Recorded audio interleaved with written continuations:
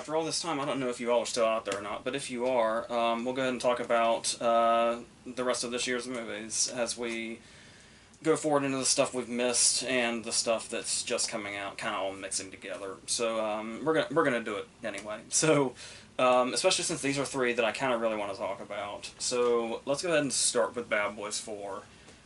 Which is Bad Boys Ride or Die, and just a small, brief history for me as far as these movies go. When I was in elementary school is when the first Bad Boys was on TV, like, constantly, and on the movie channel, so it was, like, uncensored and didn't have ads, and it was something I just watched over and over again. Still to this day, I think I know every word of that movie, and I still love it, and it's still my favorite of the franchise, too. But then I was around for Bad Boys 2 when it was in theaters. I was still quite young, and it was very, very intense, and actually kind of scary in its intensity. But yeah, it's obviously this pure insanity that has its own reputation at this point. Even if it wasn't like part of a franchise already, just that Bad Boys 2 by itself would have its own reputation. And then many years later, in 2020, right before everything died, the third movie came out, Bad Boys for Life, and I just really, really loved that movie. And I'm one of those people that gets underwhelmed pretty easily with these sequels that come out quite late, where they kind of try to do the same thing, and it's just like, they do a lot of callbacks, and it just doesn't feel the same, but Bad Boys 3 really felt like it was by the new directors, and they clearly had their own style, but it still very much felt like it was in line with the other movies. Will Smith and Martin Lawrence's chemistry was still very much there. It ended up being a really good story. It ended up being hilarious as far as the others go. Like, it might be the funniest one to me, maybe. And so I really, really loved that movie. So with all of that proof that this series works, I was so ready for this movie. It even got to the point to where it was like, when the controversy happened, when Will Smith slapped Chris Rock and all that, and he backed down for a little bit, and he said he was like canceling his projects and doing all that. People were like, oh, is Will Smith ever going to work again? And all I was saying was, it sucks what happened. I'm completely on Chris Rock's side, but you better fucking not cancel Bad Boys 4. Like, you can't do that to Martin Lawrence, you can't do that to us, the audience. You can't do away with Bad Boys 4. We need Bad Boys 4. So, just the fact that it exists at all and that it's here is something that makes me very happy. And, yeah, while I do think it's the weakest of the four, there's still plenty here. And I don't think it's just the whole, I was already super hyped for it. If anything, that would kind of make it harder for me to like it, you would think.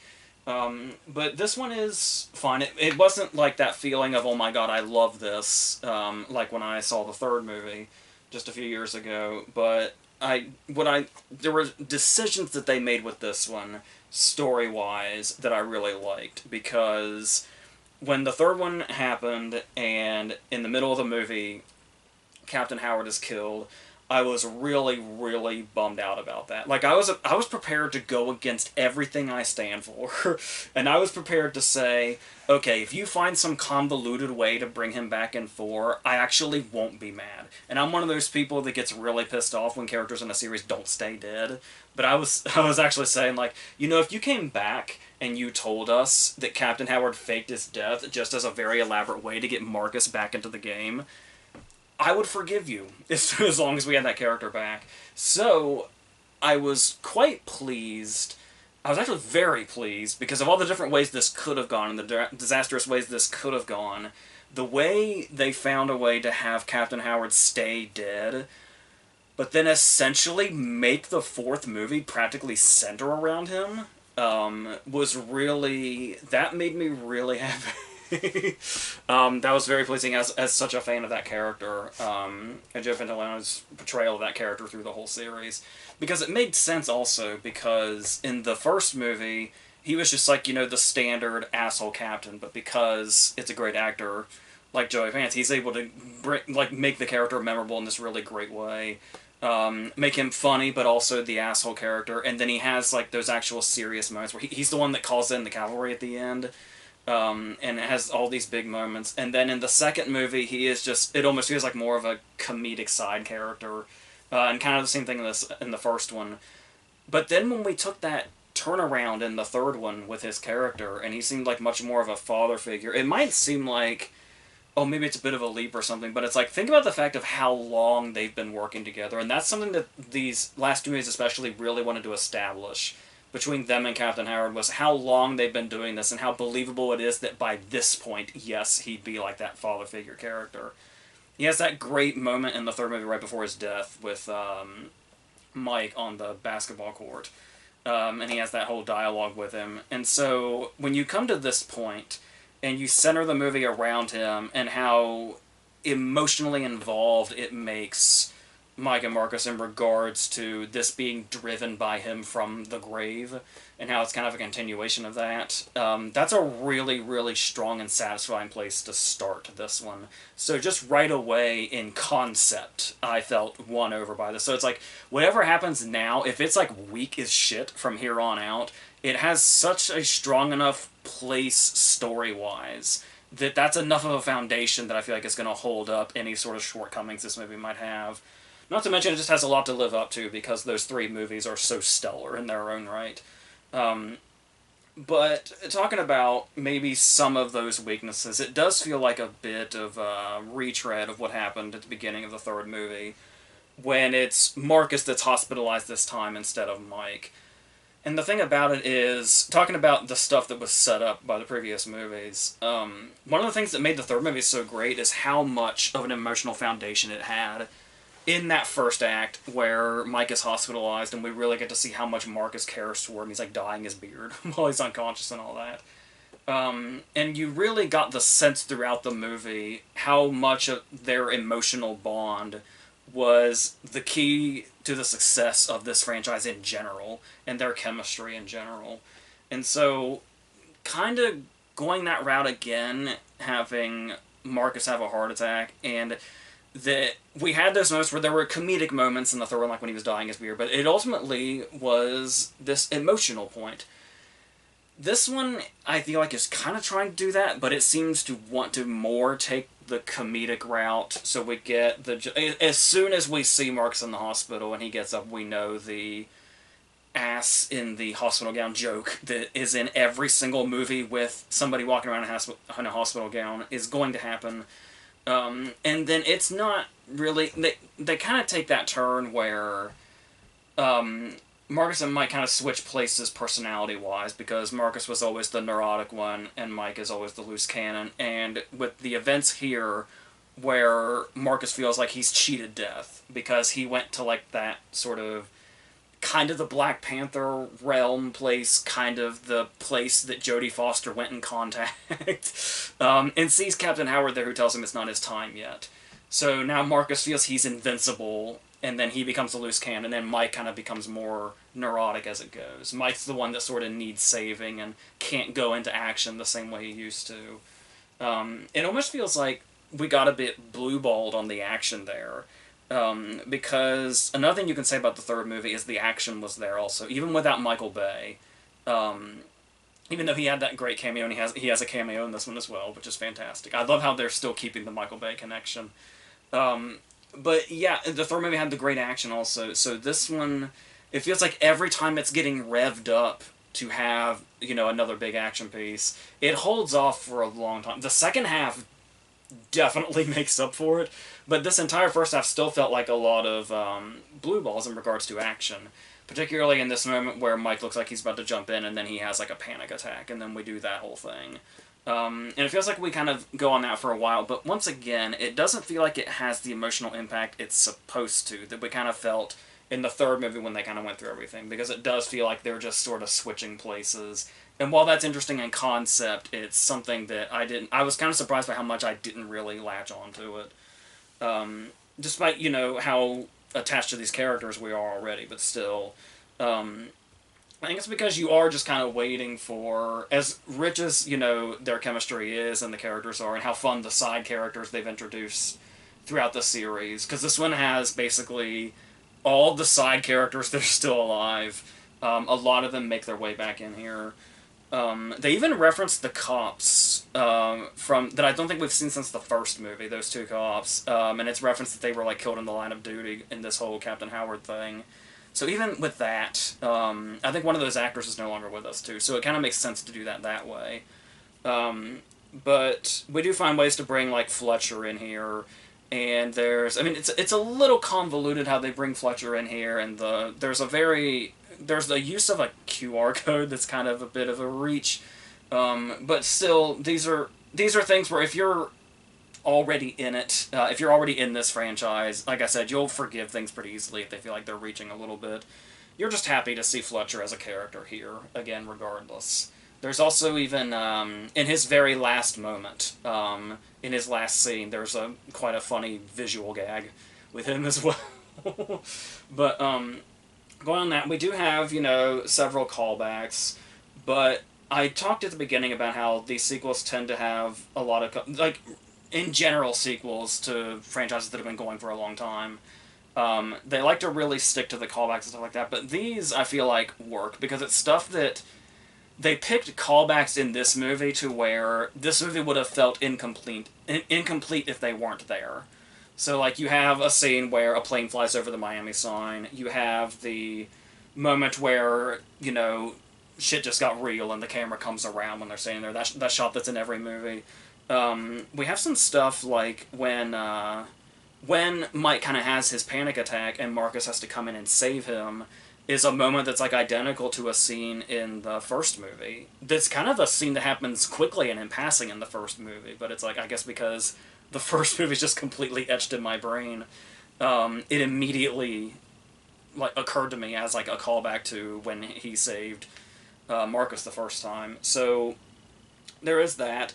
And so the question now is, with how funny the third one was, this one, even if it's lacking in action in the first half, is it as funny? And I remember seeing the third movie in 2020 and laughing what felt like nonstop. And this one wasn't quite that, but there are certainly those moments. There's a moment there's a moment with a black jelly bean in the middle of an action scene that is, I think, is also funny because of how dramatically it's done, but also how kind of relatable it is, I guess you could say. Like how much if anybody who's eaten jelly beans will know the way this scene plays out is perfect. There's also, lines, like Will Smith's delivery, especially when he's in Mike mode, will never not be hilarious, especially when he's really annoyed. There's a line, I think it might be Marcus's line, I don't remember, but it's the line, "Your whack-ass parenting broke the truck." And I'm pretty sure that's a Mike line. But it's been like a couple of weeks since I saw this, that's why I'm kind of stretching my memory a little bit. But there's that, there is this run-in in like a trailer park where there is a Reba McEntire joke that's basically its own scene, which sounds like it could be a stretch, but it's not only that, it's kind of a callback to a running joke that's been going on, where Marcus never learns the words to Bad Boys, he only knows the chorus. And we learn that no matter who he's trying to sing, that's his approach, regardless of how different the songs are. So that's kind of a funny callback also.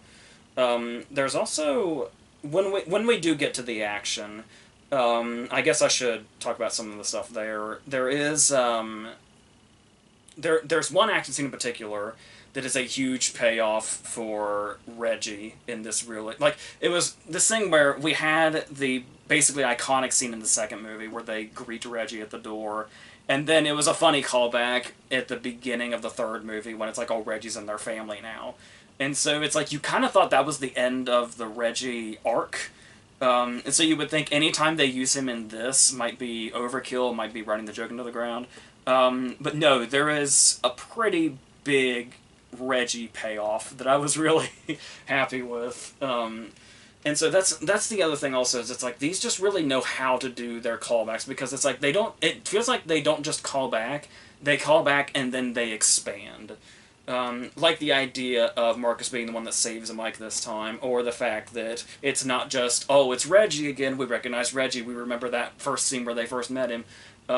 It just goes in a whole other direction, and is really satisfying and great. There's also a scene that I didn't really appreciate as much until I saw a behind-the-scenes thing afterwards. I think it was on Will Smith's YouTube channel. There's a scene towards the end where there's a whole action scene from first person, like a video game, the first person perspective. And it's like, oh yeah, they're doing this. Okay, we've seen this before, and it's like, oh, I'm sure people are gonna really, go for this. Like anytime a John Wick movie does a scene in a different way, like when it did the above shot in the fourth movie, it's like everybody just creams themselves, and it's like, oh my god, it's a video game, like it's whatever. And it's like, oh yeah, we've seen this, but it's cool. All right, it's a nice way to do the scene. And then it wasn't until I saw this behind the scenes thing on Will Smith's YouTube channel where I don't know if I assumed it was like maybe it was some kind of stunt work or maybe it was a lot of CGI or something. But what it appears to have been, based on this, is actual Will Smith, had an actual camera actually attached to him, and he's doing the scene. So those are actually Will Smith's hands, actually Will Smith's arms, doing this action scene while he's moving the camera that's attached to him. That gives me significantly more appreciation for that scene and how it was executed. And it feels much more innovative in a way than I was initially imagining. So that's really fantastic. And so I'm sure Keanu Reeves has probably done something like that as well in one of the Wick movies, but still, it's fantastic. So while we're on the subject of Mike, we'll talk about something else that is one of those things that usually I'd really hate, but I surprisingly didn't in the third movie, and that was the reveal that Armando was his son, and that there was the whole thing with his mom and they were the villains and all that. And she basically, corrupted him from the very beginning to be this soulless assassin. And so it's like there's a human being in there somewhere, and Mike wants to find where that human being is and find some, paternal connection. And so the idea of Armando being... Like, they did the whole Avengers thing at the end of the third movie where he said, maybe I can get, some of your prison time cut off if you help us out.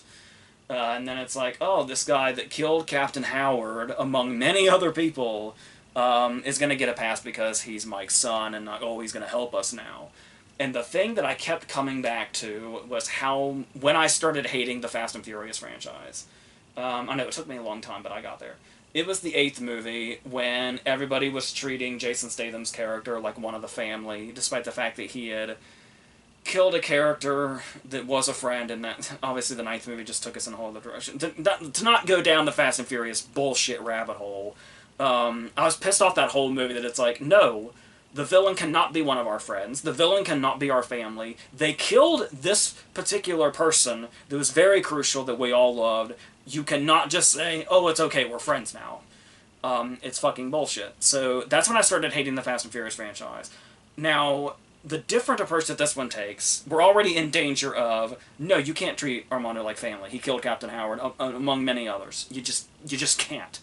So, what this movie does, that those bullshit movies didn't, is there are still characters that treat him like the villain. And, appropriately enough, the main one is Captain Howard's daughter, who is Ray Seahorn. And so, putting that in here, and utilizing his son in that way, to where we see these moments where there is a vendetta still against him, and the characters do acknowledge what he's done, but the characters are also acknowledging this is somebody who was essentially a child soldier for his mother. And so there is a starting point for what could be some kind of redemption arc that doesn't feel like complete bullshit, that doesn't feel like it's just hand-waving everything that happened. And so I don't know who's watching this, so I guess I won't, give it away necessarily what it is specifically. But let's just say what happens at the end is basically the best thing they could have possibly done, I think, in regards to giving him a redemption. To get you to believe he's redeemed himself. To do as much as he possibly can to make right killing Captain Howard without just literally using magical powers to bring Captain Howard back to life is what they had him do, more or less. There's probably one extra mile you could have gone with how he redeems himself with that, but still, I was kind of unsure how I felt about the final scene with Armando and how that's treated. But like we were saying, when you think about, the fact that he never had a chance from the day he was born, and if people like that deserve to have their redemption arc, if there's a place, if you can see a place where it's possible, and it's like to do that moment that happens at the end and then what seemingly end his arc the way that we do, I feel satisfied enough, I guess. Like, I don't feel near close to how much hatred I had for the Fast and Furious thing. Not just, hey, everybody's our friend, even the villains are our friends. Oh, by the way, nobody's fucking dead either. So thankfully we didn't do that bullshit. But, yeah, so with the way this handled all this, it's almost like they looked at that. The makers of this looked at that and were like, let's do everything but that. Let's make this the best we possibly can while going in that direction. So that I'm good with, more or less. The villain here, Eric Dane, is kind of he's not a bad villain. He has a good establishing scene that shows he's really villainy. But he's not really. He doesn't have the staying power of like Fouché or Johnny Tappy or anything like that, or even Armando and his mom. But it's fine. It does feel like he's kind of passable. It is interesting also that I feel like the villains are like kind of decreasing in quality as we go. I still feel like Fouché was the best villain of the series, because it was kind of so. Even though the third one is obviously personal in different ways, there was just something so particularly personal and visceral about that villain and how just remorseless he was and how ruthless he was. Johnny Tappy is clearly the craziest villain of the series, and you got them. So it's like we've been kind of decreasing in quality with villains, which is kind of weak, but there's enough here to make up for it, I guess. There's also, we'll just say Johan Grufford's in this, and it's one of those cases of his... it's like, okay, either he was just randomly cast as a nothing character, or there's a reason somebody who recognizes playing his character. You get it. So there was that. There was also the idea of Mike getting married at the beginning, which is something I almost completely forgot about. If I didn't have notes in front of me right now, I would have totally forgotten Mike got married in this movie. I don't really know what the point of that was. It's like a whole... We're kind of putting him in the position that Marcus was in the first movie. It's like, oh, he's settling down. He's starting to just know what Marcus's life is for the first time. It didn't really add anything to anything, though. And we had that really sloppy scene where Vanessa Hudgens gives exposition about this. And so I don't even really know what the point of Mike getting married was. But it's... but yeah, it's fun. So it's not like...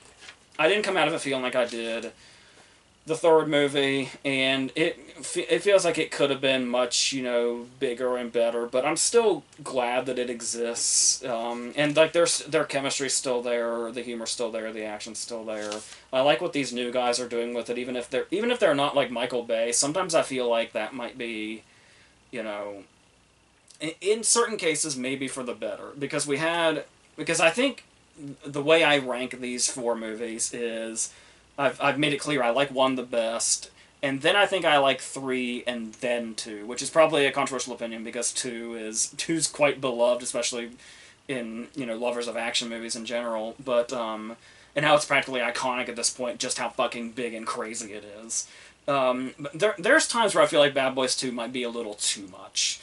So it's like I feel like the third movie kind of really found a balance of being between 1 and 2, and kind of finding this slightly toned down version of 2, but still having, the strength of the emotional strengths that the first movie did, and all that. And then this one would kind of be at the bottom, but once again, I just love those other movies so much. Being at the bottom of this list does not automatically mean you're bad. So it's just Bad Boys 1, 2, and 3 are like solidified in the action genre in general. So this one's fine by comparison. But just looking at it as is a really fun time, which is all it really needed to be. So that. And like I said, I'm just glad we got it, because it kind of, there was a fuzzy time there where I wasn't quite sure, and I was really worried about it. So, yes, we have 4 movies now, which is great. So, let's go on to Hitman, which I was really interested in because obviously I've been learning he's been around. Glenn Powell has been around. He was like one of the kids in Spy Kids 3, and then he was like the broker guy that Bane smashes into the keyboard in The Dark Knight Rises. The first time I really took notice of Glenn Powell and like caught his name and like paid attention to him and said, I need to look out for this guy, was in Everybody Wants Some, which was a Linklater movie. Which is almost like a companion piece to Dazed and Confused, just with older characters. And so any connection of Glenn Powell and Linklater is going to be exciting. Even his little tiny parts in the Apollo movie. But here, he's the lead, and he's reunited with Linklater, and they've co-written it together. So, on top of that, that's exciting enough as it is. But then, this played at TIFF last year and got insane reviews and insane reactions, despite supposedly being a comedy. But it's like, and the fact that Linklater's been making, good to great movies. I love the Apollo movie. I really like Last Flag Flying. But he hasn't really seemingly been as on the radar as he once was, like, post-Boyhood. So, to see one of his movies get a reaction like this got at TIFF, like so overwhelming, was just so exciting. And the fact that it's a Linklater means that there's not really much of a possibility of it being overblown, because like I said, he's been making great stuff, but it hasn't been getting reactions like this. So you knew this was going to be something. And when you hear the plot, yeah, how it's loosely based on a real guy, and it's a comedy, and it's about a hitman, or a hitman in quotes, you would think, like, oh, it's probably going to have Grosse Pointe Blank vibes. And especially the fact that it does turn into a romantic comedy with the darkness and the action all still in there. Yeah, I can totally see comparisons to Grosse Pointe Blank. But also, I felt, the feeling I got, especially in the first half, was you can definitely tell this is the guy that made Burning. Like, all the stuff Richard Linklater's done. It's like, yeah, I recognize this as the guy that made Burning, of all things. And I didn't realize till after the fact that the article that this is based on was written by the same guy that wrote the article that Bernie is based on. So that makes perfect sense in itself. So, going into this, yeah, talking about Hitman being in quotes, I didn't know till I was watching the movie that he's not an actual hitman. He's one of those guys that works with the cops and poses as a hitman so that they can do sting operations and catch people who are trying to hire people to kill other people. So that's an interesting concept in itself. But then, when this sort of takes on a life of its own, this portion of the movie, where he decides, oh, I can do, like, different characters and take on different personalities and do disguises and stuff like that, is when it really starts to kind of have fun with itself. We get this first moment, when we see how timid he is at the start. He's like a teacher, and he's kind of, I say dorky looking as Glenn Powell could look. And then he does the thing, and when he does the thing, he goes right into it. Like, he just naturally goes into, like, serial killer mode, and, like, somebody who's really experienced at killing people and disposing of bodies and knows everything about it, and he, like, shocks everybody around him. And he can just go into that character, and then we have this moment when the guy gets caught, and when the person who was hiring him looks at him, the way he scurries away. After we saw him dorky, and then we saw him go stone cold killer mode, and then back into, oh, I'm gonna scurry away before I get into trouble. That in itself, before we even got into anything else, was like, oh, this is gonna be really fun. Glenn Powell had a lot to work with here. I'm sure he had a lot of fun with this, and I'm sure we're gonna have a lot of fun watching it. And yeah, for a while, the movie is just his different jobs, his different characters, his different disguises. He does the whole thing. He talks to us about how hitmen don't really exist in real life, when we get like a montage of hitmen in movies and TV over the years. And then, yeah, and then we do this. And this is the thing about it is, But the way, because like I said, I didn't really know what this was when I went into it. I just knew the title, and I had assumed it was about an actual hitman. So I didn't really know the romantic comedy vibe was coming. So knowing Linklater's old vibe, his traditional vibe, like you go back to Slacker, where Slacker is just we meet one person, that person moves along, meets another person, that person, and it's just a chain reaction of meeting random people with random different personalities. That's the whole movie. And then Dazed and Confused, we're just kind of hanging out. We're just kind of meeting these. It's like we've known these characters our whole lives, and we're just hanging out with them. That's what the movie is. That was Linklater's thing. Like that, like in the early '90s, that Linklater like started that. Like Kevin Smith has said, Clerks exists because Slacker exists. So I kind of got really comfortable, and I was like, I wouldn't be surprised. I would not only would I not be surprised, I'd be happy if this was the whole movie of him just going from assignment to assignment and doing different characters. But then I was thinking, like, well, I'm going to assume at some point there's going to be a conflict, but I would be just as happy if there wasn't, if it was just this. And I think that shows it's a really strong start, it's a really strong character, it's a really strong performances by one actor, that could sustain a whole movie, I think, especially from Linklater.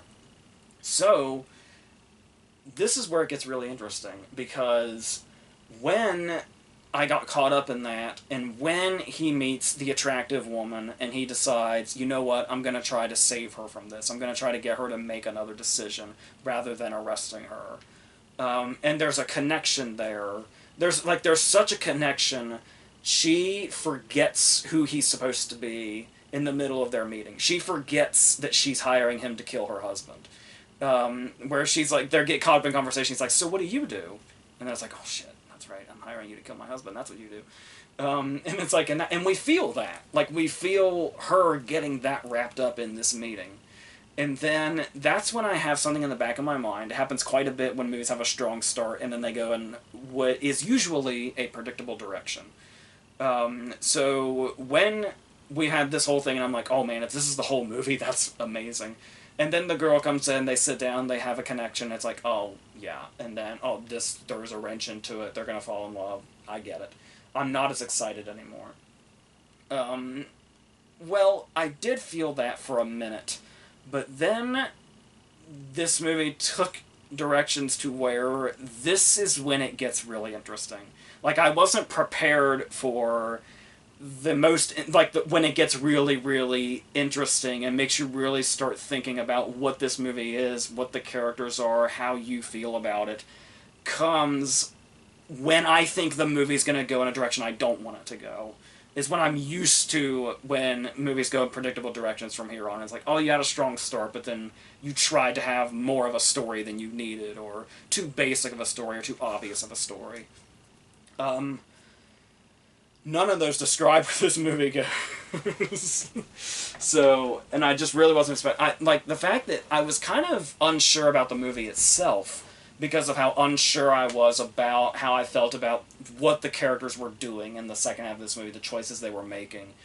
And it kind of wasn't until after the fact that I realized that's the richness of the movie. That's the richness of the characters, is feeling that way. And feeling that way so unexpectedly. When the movie lulls you in with this dark plot, but still a plot that you think that you get settled down in. And it's like, if this shifts into something else, that's going to be lame. But it's... When you talk about Glen Powell's performances, that was one of the key factors of what makes the first part work so well, is seeing him take on all the different roles and all the different personalities. And you think, oh, well, if he's just going to be stuck on this guy, this character, what's interesting about that? When we've already seen this fun array. Like, we want to see him, like, do more interesting things, more different things. But what he has to do now, when he gets stuck in this character, is not forget that he's the dorky teacher. And there's places where we, as the audience, forget that he's the dorky teacher. There's like whole scenes where it was like, oh wait, that's not actually his personality. Where like he has he runs into a coworker while he's the made up character, the undercover character. And then when he goes back and he talks to him, and the guy's like kind of aggressive to him, my first thought was, oh, don't. Why would you want to be aggressive towards that guy? He's dangerous. And it's like, wait a minute, he's not dangerous. He's the dorky teacher. And I forgot. I forgot which character he was. And so and the fact that you can kind of see that seemingly happening with him also. But then you're constantly questioning, like, is the character getting away from, is his real self getting away from him, or is he aware of when he's switching on and off? And the ambiguity there also, especially when moral ambiguity starts to come into this, and he and the girl start making choices together, is when it really starts to get, or like I said, I wasn't even sure how to take it when I first saw it, and I was like, I'm not sure how I feel about these characters now, and I don't know if the movie's working or not. And then, like I said, eventually it gets to a certain place. There's one scene that I had heard was, like, basically gonna be iconic if this movie took off. And I'm pretty sure I know which scene that is. And it's like, that's kind of the moment where the movie really reaches the place of, okay, I know where these characters are, and this is where we are, and this is probably how we're supposed to feel about them, and all of this stuff.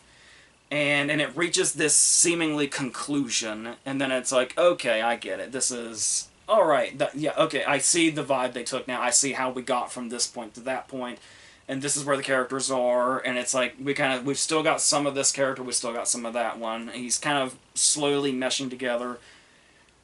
And then there's, like, one more act. And then that's when it becomes really, oh my god, I don't know how I feel. I don't know which character I'm looking at Glenn Powell, but I don't know which character I'm looking at. And that is, I guess I should probably say right up front, I've been, like, since Everybody Wants Some, I've been a fan of Glenn Powell, and then, of course, Top Gun Maverick happened, and obviously that was my favorite movie that year. He's one of my favorite characters. Then Anyone But You kind of put him in, like, he's just been really building this. He's, like, really building himself up as, like, this old-fashioned movie star that can do all these different things and find different fan bases that can all come together and make anything he does into something that's going to be big or popular or almost event-like. And the fact that it's interesting to me that Netflix may, and I never fucking say this, don't, like, quote me completely, this is a very rare instance, maybe Netflix was the best place for this movie to end up, because it's gonna be, Glenn Powell pops up, people say, oh, this looks interesting, it's, something about a hitman, it looks, quirky and, like, funny, but also it could be dark, it could be interesting. Then you got the people who are going to say, oh, it's the dude from Top Gun Maverick, that's cool, let's check this out. And you're going to see the people that say, oh, it's the guy from Anyone But You, let's check. And this movie is going to kind of please everybody in different ways, because it's dark and kind of weird and quirky, but it's also funny, but it's also a romantic comedy, but it's also morally ambiguous. And it's like, it's so, for it to have the access to it that people have, is probably the best thing that could have happened to it, weirdly enough. So that's, and that's the thing, that's the great thing about it, is that it has all those different elements and all those things that different people can love about it, and how all those things mesh together to give the movie sort of one whole vibe at the end of the day, but all these different directions of, I don't know how I feel about this. And I'd be curious to get, like, multiple points of view on how people feel about the characters at the end of this movie. There's a little bit in the end credits that gives a little bit of leeway, but still, I like not knowing how to feel about it. And when you hear, like, there's an article that Netflix put out where, like, Pal and the actress whose name I wish I could remember off the top of my head, but I can't, and I think Linklater all kind of talked about how complicated it was going into the ending, and that's the thing too, just the complexity of it, even though it seems simple on the surface. The complexity that's hiding in it, but is there the whole time, is fantastic. And what I was saying when I went on my Glenn Powell tirade was, this has got to be one of my favorite performances of the year, one of the best performances of the year, because there's so many performances in it, in this one character. And he's just he's really, really making a star out of himself, and that's just fantastic. And it's like I'm just really rooting for him to just continue to be successful. And like I said, he co-wrote this with Linklater, so successful and creative in a number of ways. So this is just a really interesting and different and wild movie.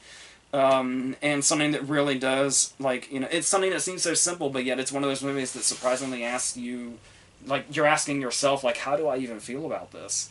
And that's really exciting. It's a little scary at first, and you're like, oh, I don't know about this movie. But, like, after the fact, it's like, I love not knowing how I feel. It's really exciting. And it makes me think about all the different choices these characters made, and where they're coming from, and where they're going. And it's pretty fantastic. So, yeah, those reviews out of TIFF make perfect sense to me now. So, that's how I feel about that. So, let's go into a movie that might not be for everybody, to put it mildly. In a Violent Nature, which is a movie whose reputation kind of... I feel like it came pretty quickly. Like, I felt like somebody mentioned this movie, like, a week before it came out, and I was like, I don't know what that is. And then within that week, by the time it actually hit theaters, it felt like so many people knew what it was, just by reputation. So, and there were people that loved it, there were people that hated it. When critics really love a horror movie, you know it's going to be really, really divisive. But I typically land on their side. So, here's the thing that really helped me with this movie is, before I went into it, I had seen a few people refer to it as an experiment. So going in with that mindset, I think, helped me a lot in regards to my approach to this. So, and the idea of, I had heard it was like from the, in quotes, from the point of view of the killer. It was like a slasher movie from the point of view of the killer. So my first thought was to take that literally. So I was like, you mean the Maniac remake with Elijah Wood? Something like that. But no, not quite that. It is something you can say is from the point of view of the killer, but not like that literally, like Maniac was. But what I was getting the vibe of was, there were a few movies. As its own thing as this movie feels, there were a few movies that was also giving me a vibe of. There's a movie called Grave Robbers from 1989. I think it's a Spanish movie, I want to say. That's kind of similar to, like, this killer is very similar to the killer in that movie. There was also a movie called Angst from 1983. It was an Austrian movie. And that is a movie, if you haven't heard of it, it's a movie where a killer is released from prison, and then the first thing he does is he goes and kills a family, and that's the whole movie. It's him leaving prison, getting released from prison, going out in the middle of nowhere, murdering a family, and then going to a diner to eat. It's like an hour and 20 minutes of that happening in real time. So like most of the movie is just him killing a family. So that's kind of the vibe I was getting from this also, especially these scenes later, like with the ranger, where a death scene will go on for a very, very, very, very long time. Something that could seem very grating and pointless and, ruthless just for the sake of it. But there's something about the idea of wanting to put you in that point of view of, like, let's say we were to compare Johnny, the killer in this, to Jason. Even though the mask he wears, the firefighter mask, kind of feels like, you kind of get Harry Warden vibes, the coal miner mask, but still, following this character around, let's say if you compared him to Jason, you could say this movie basically answers the question of what is Jason doing when he's not killing people in the Friday the 13th movies? And it's like, how does he get from place to place? And, there's been jokes about that. It's like, how did he get from this place to this place? What was he doing in between or whatever? And so a lot of this movie is us just watching the killer. Like, from behind, we're just watching the killer in these long shots, walk from place to place until he comes across victims. And then that's what most of it is. And so there's like no score, and it's all the sound, or there's music like in scene, like when somebody gets decapitated while they're wearing headphones, we hear like the distorted music from their headphones through the rest of the scene as their body's getting dragged around, stuff like that, or stuff from like music that's playing in like the cabin that's out in the middle of nowhere from a distance. And so what's also interesting about this is this idea of watching, because we as like diehard horror fans have seen so many slasher movies at this point, and everything is always like, you know, dramatized. There's like, you know, the jump sounds on the score, there's the really sort of creative kills, there's watching all the characters do like, you know, bad acting, and then all that whole thing. This is basically watching a slasher movie transpire in the most undramatized way possible. And how we're doing it we're kind of watching the killer go from place to place instead of the characters. And so it's the characters that only pop up occasionally, like the killer typically would in another slasher movie. And like we're watching another movie from a distance, essentially. So it's like, yeah, the actors in this, the acting is very shoddy. But the thing about it is, it's, number one, it could be on purpose if we're talking about this sort of approach to looking at a slasher movie in a different way. But there's also the idea of, when you're watching shoddy acting from the distance we're watching it from, almost the voyeuristic quality almost makes it feel more authentic. So it has that going for it.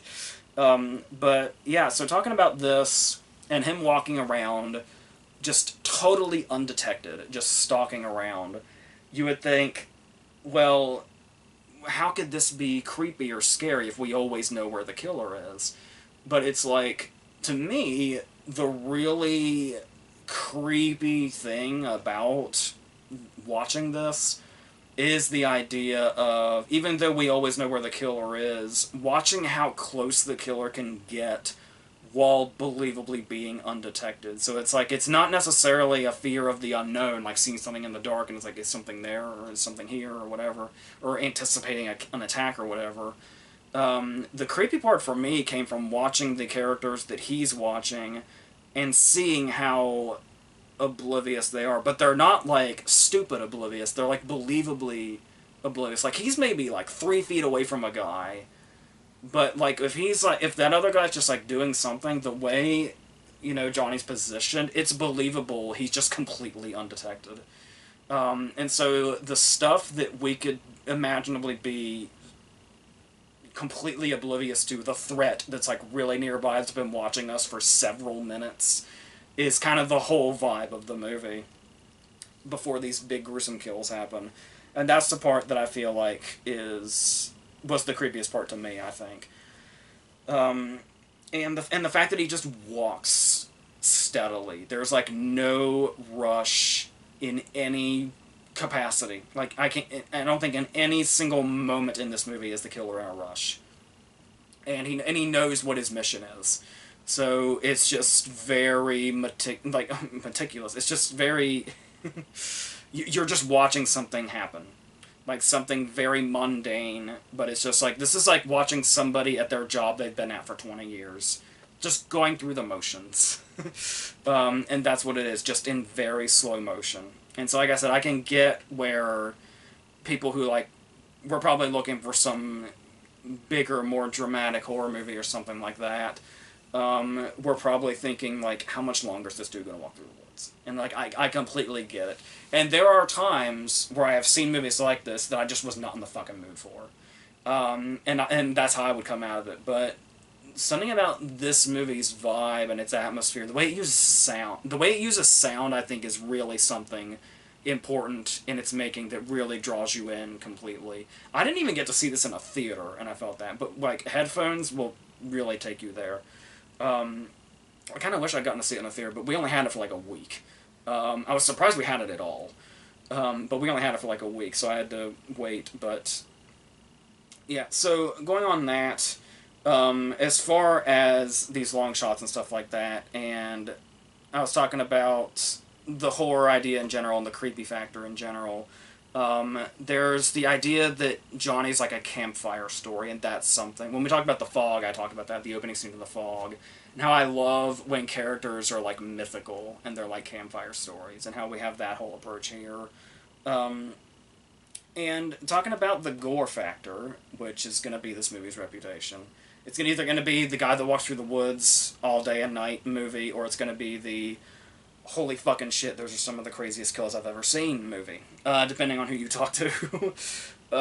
And yeah, what I think is really interesting, first of all, it catches you off guard because the first kill is off screen.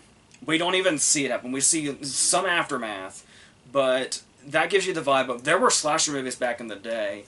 We're talking about Jason. There's Friday the 13th movies where a lot of the kills are off screen and barely gory at all, like the 7th movie, where you just really don't see much of anything, and this could have believably been one of those.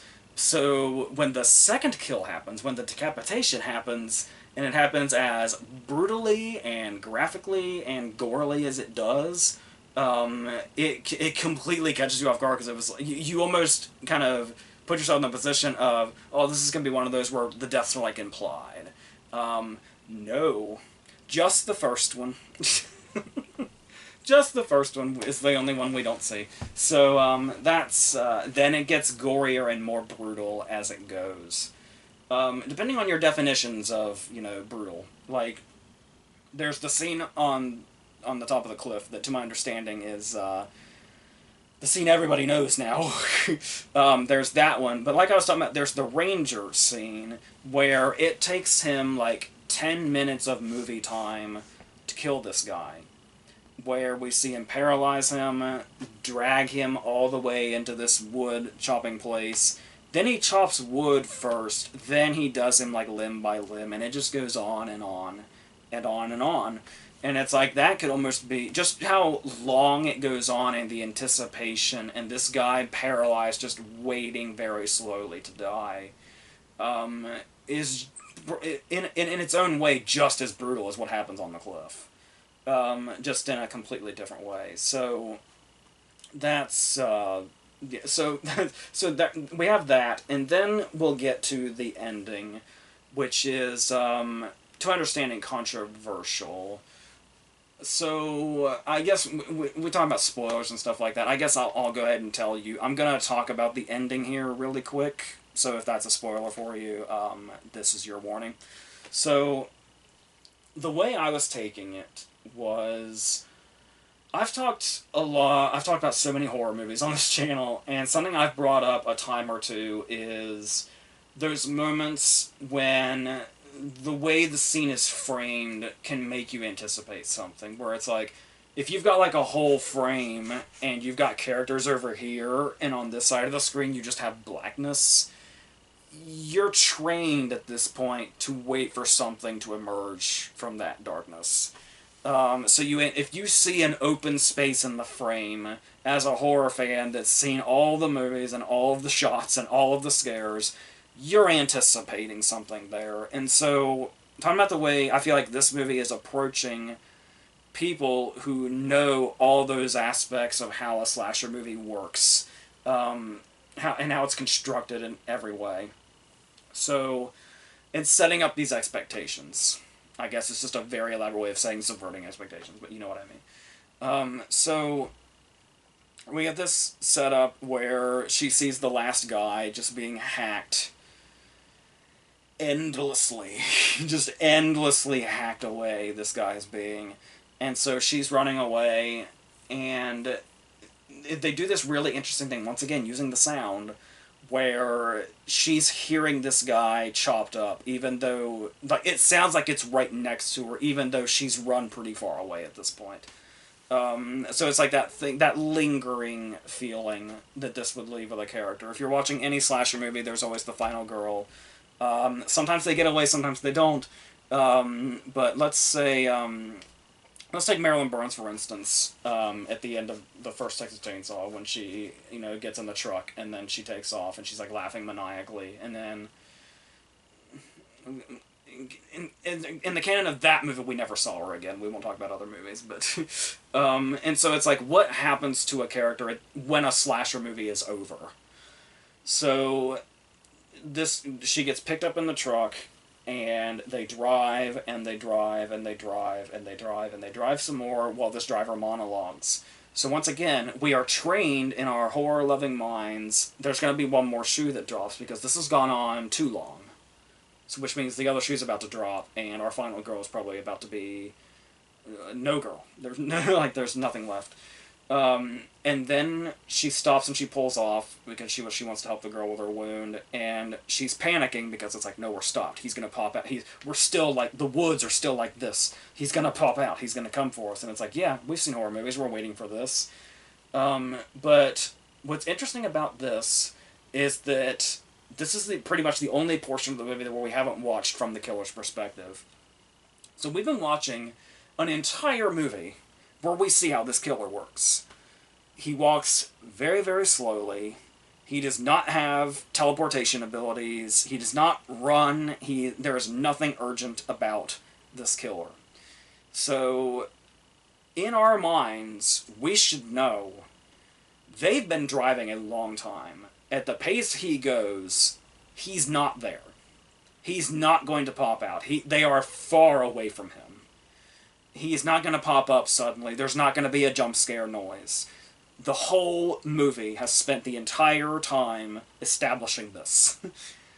But still, the brilliance of this scene is that despite everything we know, everything we've been shown and told, we're still waiting for it. We're still anticipating. And then when the movie just stops, and it kind of kicks in like, yeah, that's just the ending. That's just the trauma that's going to follow this girl. It's like, we see it as we're waiting for a trope. A real-life character here, like any character that survived a slasher movie, that feeling is going to be them for the rest of their lives. And to leave us with that feeling, I think it's really ballsy to go that route. To literally be like, no, that's the end. I've been trying to tell you for the 15 minutes we've been watching him driving that it's over. But you don't get it because you have seen all the other stuff. You feel like you know what to anticipate, but it's like, no, we already established this is the end of the movie. And so that's really, it's very risky, and I find that really impressive.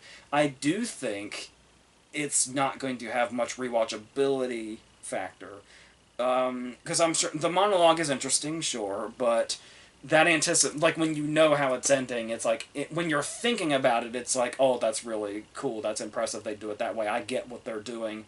But then to actually watch it when you know he's not coming is like, it's going to be a different feeling of, well, this is kind of dead air. But it's like, but I get the concept, and that's the impressive thing about it. So, like I said, it may not have much rewatchability factor. It's one of those things that in your mind, in retrospect, it's going to be much better the more you think about it. But I don't know about the rewatchability factor, but I can very much commend it for what it did and what it's saying and what it's playing with here. And just the atmosphere it created. So it's a very impressive movie. But I totally get it. It might not be what people might be expecting, especially with a reputation of how fucking insane the kill scenes are. People will probably be expecting a different movie, so... when the people that called it an experiment, I think that makes perfect sense to me. So, like I said, I think it helped a lot that I had that in my mind before I actually went into it. So, that's how I feel about those. So, I think the next thing we're going to talk about is challengers and a couple of other things. And as I was saying before, there's probably going to be a horror movie on every video, which is really exciting to me. So, because there's just been so many this year. So I'm really excited to talk about those also. And we'll continue this, hopefully more unbroken than we've been doing.